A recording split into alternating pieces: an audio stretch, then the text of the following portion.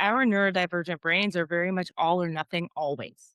It's all or nothing always. The same as it's either in our face and it's going to get done, or it is on the to do list and we're never going to get to it. And you kind of, that's what makes us, I think, such high performers in a way, because when we're all in, we're all in. Whereas other people who are competing for, awards and a sales job or on stage, they're like, I'm gonna go real hard. And ADHD is like, I'm going max. Like we're either in it or we're not in it, which obviously leads to burnout because we don't give ourselves that flexibility of rest or grace at all very often. And the same with, like you said, addiction. You know, uh, I've seen the statistics of how much more likely we are, and you shared one with us because I think we're all or nothing. Yeah. It's very often all or nothing. We don't know our own threshold sometimes. And so, you know, I love that you said that you had to go through multiple therapists to find the right one, because looking at it a lens of an ADHD lens, it changes everything. It really does. And I've talked a lot about this in my own story about, you know, I was diagnosed before my middle child Caden was born. But it wasn't until he was diagnosed with autism that I really was like, okay, all or nothing. I'm going in, I'm going to figure this out. I'm going to learn everything I can learn. And the more I learned about his autism to help him, because I do think a lot of times as parents, our kids always come first. The more I learned about him, the more I started to understand myself. Yeah.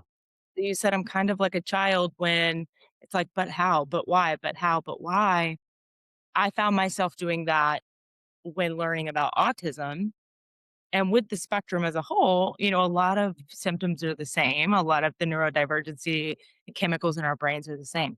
And so I just wanted to just say, like, I validate everything. I mean, not that you need it, but validate everything in your story, because so many of us experience it, but we may not be willing to be open or loud about it. And Yeah. of that is how change happens, is us being able to share even the struggles on podcast or social media or with a friend Yeah. at a coffee.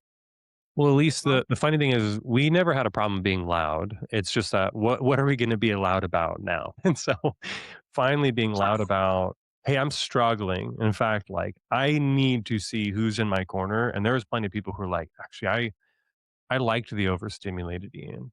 Hey, you Yeah. know what? He was pretty intense, kind of bad shit, but I also liked him. I genuinely liked being around him." And it's like, I can't be that person all the time. Culturally, I think the reason why people with ADHD go through or have such a higher likelihood of burnout is because culturally we actually don't know how to rest. We No, treat agreed. rest as still more stimulation. You sit and you watch football and you drink and you binge Netflix. Like, that's rest according to modern culture. And for us, rest is only the things that increase our dopamine receptors, right? Increase our sensitivity to dopamine. And the problem is culturally, what you do to rest is stimulate more dopamine. So yeah, of course we're burnt out. Of course our nervous Exactly. systems are dysregulated. Of course we're more exhausted. Oh, But you add that high achiever